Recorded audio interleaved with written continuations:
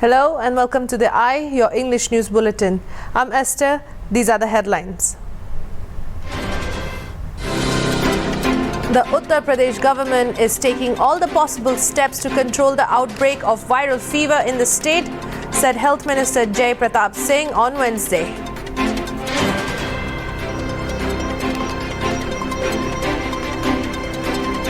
The CPIM on Thursday had a protest after the party's state committee headquarters were vandalized in the state capital, allegedly by BJP workers on Wednesday.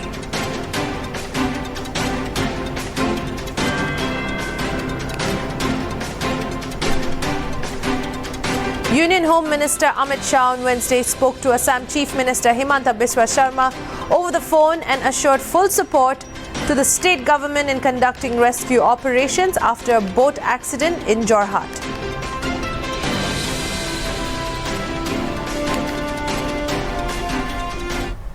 Now for the news in details. The Uttar Pradesh government is taking all the possible steps to control the outbreak of viral fever in the state, said Health Minister Jai Pratap Singh on Wednesday. Speaking to ANI, Singh said that door-to-door surveys will now be conducted to understand the problem in details. The government is taking all the possible steps to control the outbreak of the viral fever in the state, he said. 2 door-to-door surveys will be conducted and medicines will also be provided to the children, he said. The minister informed that the government has noticed the loopholes in the working of the officials, and that's the main reason for the viral outbreak in the city. Amid the COVID-19 cases in Uttar Pradesh, the surge in viral fever cases has been reported amongst children in various hospitals of Lucknow. Speaking on the viral fever cases, S.K. Nanda, Chief Medical Superintendent of Shyama Prasad Mukherjee Hospital in Lucknow, said till now there are about 20 patients admitted due to viral fever and about 80 cases in the outpatient department. The cases are not so severe right now and the authorities are doing count to check the cases of dengue, he added. He also reported that all the patients have to go through a mandatory RT-PCR test before getting admitted to the hospital. Meanwhile, around 300 cases of dengue were reported in Muradabad, said Chief Medical Officer Dr. M.C. Garg. Earlier on Monday, Uttar Pradesh Chief Minister Yogi Adityanath visited the Autonomous State Medical College in Firozabad to inquire about the health of children who were admitted there and instructed the officials concerned to send special teams to Mathura, Manpuri and Firozabad districts to take appropriate steps to contain vector-borne diseases. After violence was reported on Wednesday at Udaipur in Gomati district, Bishalgarh in Sepahi Jala district, Hapabia and Melarmat areas of West Tripura district, the Communist Party state headquarters, Sadar organizations, district headquarters and several local offices were purportedly attacked. Thousands of people were seen rallying to protest against the violence. According to protesters, more than 50 CPIM offices were attacked. Bulldozers were also used to demolish Bishalgarh office. All these attacks and demolition were done in front of state leaders and the police. A BJP worker and 2 to 3 people from the youth wing were injured during the clash. Both parties accused each other after the violence. CPM leader Sitaram Yechuri tweeted an arson video and accused BJP, stating, "Why is the BJP so terrified of the opposition? And these attacks are reprehensible and must stop at once." Union Home Minister Amit Shah on Wednesday spoke to Assam Chief Minister Himanta Biswa Sharma over the phone and assured full support to the state government in conducting rescue operations after a boat accident in Jorhat. Amit Shah on Wednesday spoke to Assam Chief Minister Himanta Biswa Sharma over the phone and pledged full support to the state government in conducting rescue operations after a boat accident in Jorhat. He also said that apart from central agencies like the National Disaster Response Force, the army would also be pressed into action if the situation demands. Shah had tweeted anguished to learn about the tragic boat accident in Assam. Have spoken to CM Shri Himanta Biswa, the state administration is doing everything possible to rescue the people. We are continuously monitoring the situation. Also assured full support from the central government. The Chief Minister also informed that one woman died while at least 42 people have been rescued and the capsized boat has been located 1.5 kilometers away from the spot. Sharma said two boats collided, one of them capsized. As of now, it's difficult to ascertain the number of people on it. However, 42 people were rescued and one woman died. 4 people have been reported missing, but the entire report will come in 2 to 3 hours. Earlier on Wednesday, Prime Minister Narendra Modi also telephoned the Assam Chief Minister to inquire about the boat accident near Nimati Ghat in Jorhat. Manipur Chief Minister N. Biren Singh has said that banks play a pivotal role in the successful implementation of schemes through the DBT or direct benefit transfer. He has urged the banks to support people engaged in various livelihoods. He gave the statement while opening the Jiribam district branch of the Manipur State Cooperative Bank Limited through video conference at the Chief Minister's Secretariat on September 9th. Minister urged the banks to support and encourage entrepreneurs, farmers, weavers and artisans and others to expand and improve their business. He lauded the efforts of the MSCB towards development of the rural economy and in uplifting the lives of the people. In other matters, Biren Singh said that the Imphal-Jiribam road would be converted into a double lane soon. The state government has received a sum of rupees 480 crore for dispersal of land acquisition compensation, he added. He mentioned that the construction of the Barak Bridge also is almost complete and it will be inaugurated next month.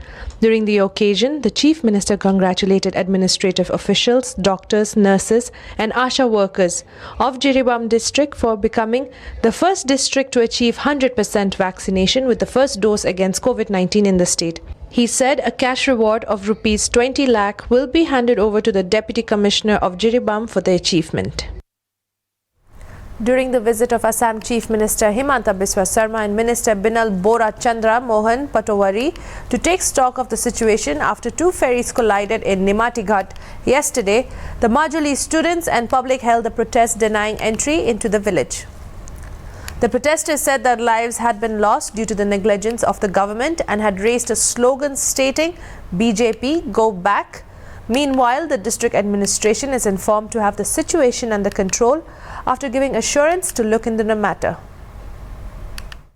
बावजूद अभी इसको रहते हुए भी use नहीं किया हुआ, इसको यूज़ नहीं किए थे और जो फेरी काफ़ी पुराने दिनों से थे, जो फिटनेस का सवाल थे, उसमें जो ओवरलोड थे, उसमें कोई सुपरवाइज करने के लिए स्ट्रिक्ट सुपरवाइजर नहीं था, जिसके दौरान कल जो हादसा निमाती घाट में हुआ, इसके लिए अभी असम सरकार तथा जो सीएम हिमंता बिस्वा शर्मा आज आने के बाद जो स्ट्रिक्टली इंस्ट्रक्शन दी है, आखिर ये इंस्ट्रक्शन कब तक चलेगा, कब तक ऐसे कॉमन पीपल के जिंदगी के साथ खेलेंगे ये इनलैंड वाटर ट्रांसपोर्ट डिपार्टमेंट, क्योंकि हर समय देखा जाता है निर्वाचन पहुंचने से पहले, चुनाव पहुंचने से पहले उन लोग का इशू होता है माजुली निमाती जो फेरी घाट है, वो फेरी घाट से माजुली के लिए परमानेंट जो ब्रिज बनाने का बात उठते हैं। लेकिन अभी आज सीएम हिमंता बिस्वा शर्मा ने प्रेस मीट के दौरान बोले कि और 4 साल लगेंगे वो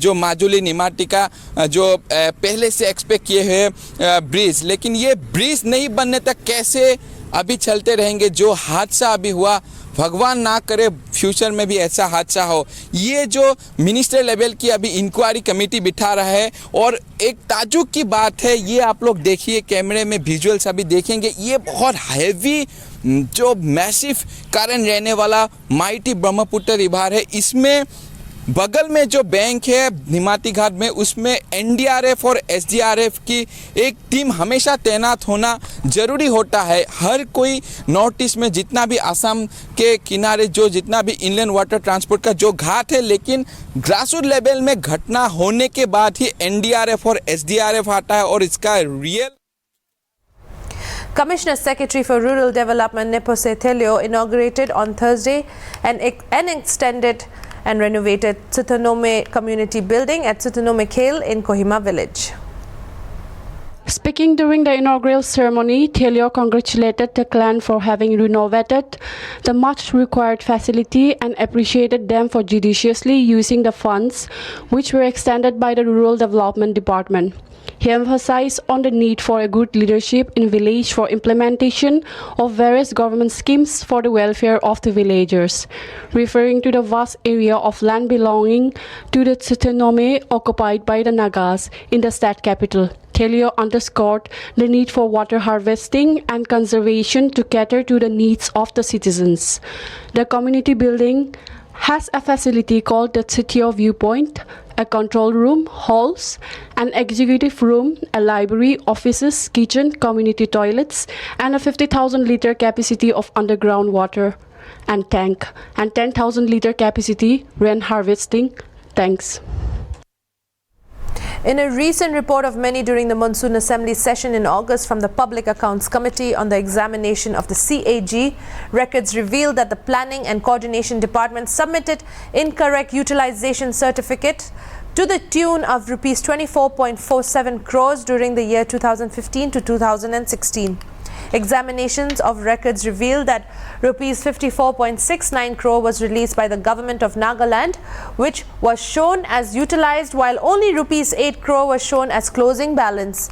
Further examination of records revealed that out of 15 crore provided for establishment of modern mechanical workshop cum training center at Dimapur and 16 crore for establishment of Eklavya model residential schools in Kohima and Phig districts, only 6.54 crore for both was utilized, leaving an unspent balance of 24.47 crore rupees.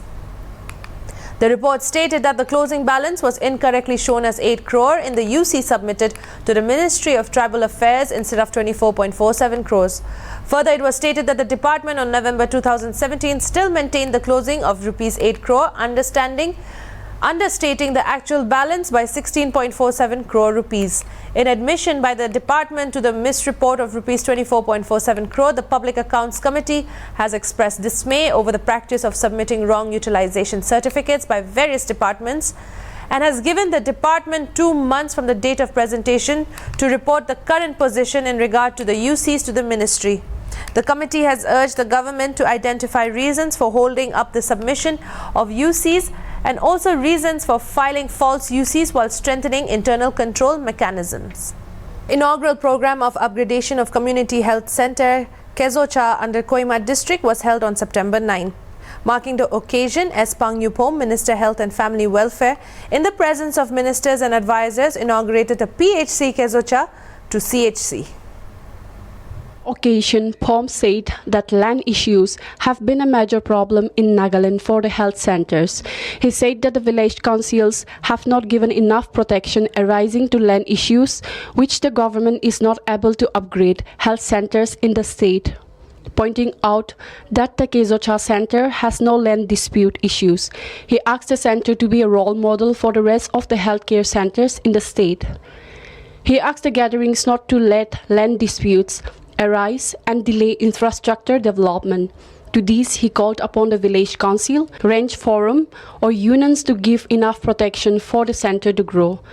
The minister pointed that even if the PM of India or Chief Minister give focus on health sector, but the landowners does not give their land and let the department work, he added it was not the department's fault, citing that more than 100 court cases are there in Nagaland owing to land issues in the health centers. He said it has been a headache for the department, adding that court cases are not invited by the department. He asked the gathering not to raise such issues and informed the department to be focused on development. He also cited PHCs in the state are being sanctioned, but due to land dispute, it has not been upgraded. Adding that, said the government is working for the welfare of the state in public health sector. He assured to facilitate every possible help by the department in terms of manpower, infrastructure and equipments for the center. Youth Resources and Sports Advisor Zalenika said it was a milestone achievement for Kezocha Ranch to celebrate the upgradation of the center, which is the much needed for the people, while also acknowledging the minister in charge for taking initiative in making it successful.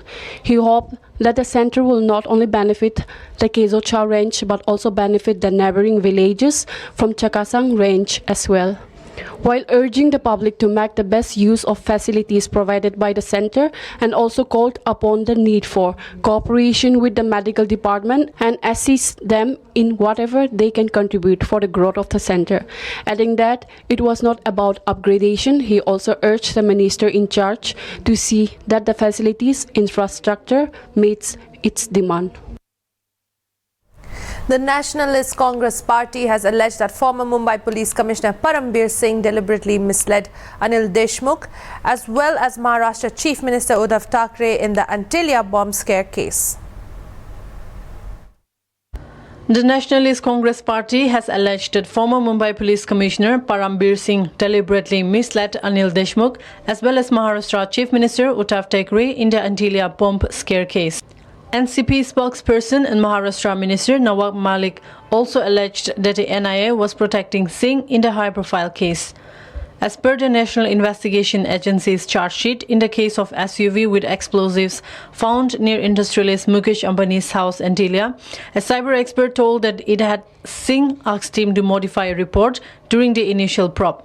As per the NIA charge sheet, Singh paid the expert ₹5 lakh to create bogus evidence, claimed Malik. Reporters told it was Singh who brought expelled Sachin Wazee back into the police force and gave him key cases. Still, Singh's name is not in the charge sheet. Malik said that the NCP always suspected that Singh was the mastermind of the Antilia case and had levelled allegations against Deshmukh to malign his image on the instructions from the BJP.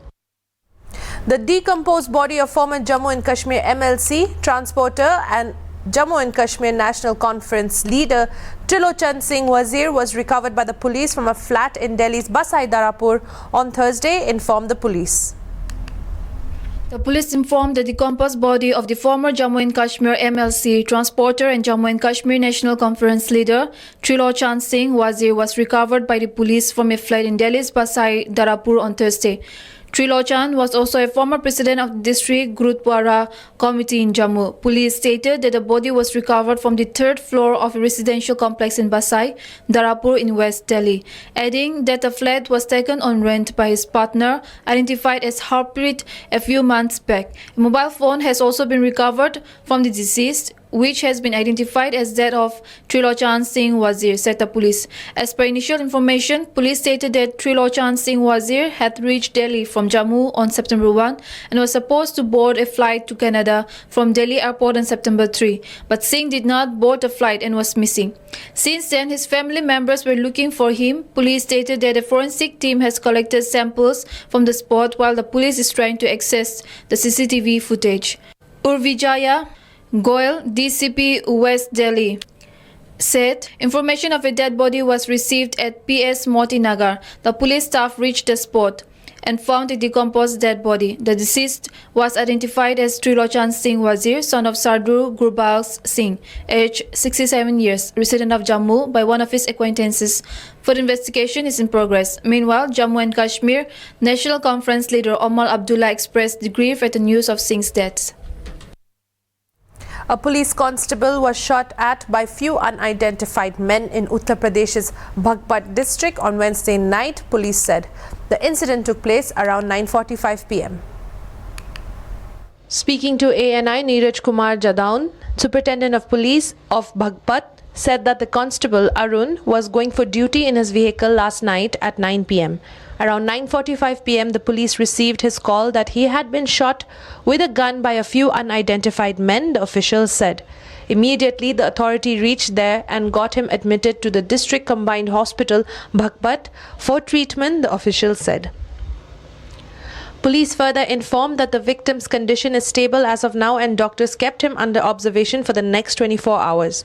According to police, there is CCTV footage of the area. The authorities will take the constable's statement for the investigation after 24 hours, he said. Till now, they are investigating the incident with the help of CCTV footages of the area, he added. Further investigation is underway. Goa Chief Minister Pramod Sawant on 7 September said that the state government is fully prepared for the possible third wave of COVID-19 and urged the people to be cautious. Goa Chief Minister Pramod Sawant on Tuesday said that the state government is fully prepared for the possible third wave of COVID-19 and urged the people to be cautious. While speaking to ANI, Sawant said the government is fully prepared, but people also have to be fully prepared. No one had thought that the second wave of COVID-19 would strike with such severity. We need to be alert, he added. Speaking on the Ganesh Chaturthi, Sawant said that he has asked the administration to withdraw SOP stopping priests from going to individual households for Ganesh Chaturthi Puja. He tweeted, "I personally do not agree with some of the guidelines that were issued in the SOP, especially the one stopping priests from going to individual households for puja. Ganesh Chaturthi is the most important festival in Goa and such rituals are an integral part of it.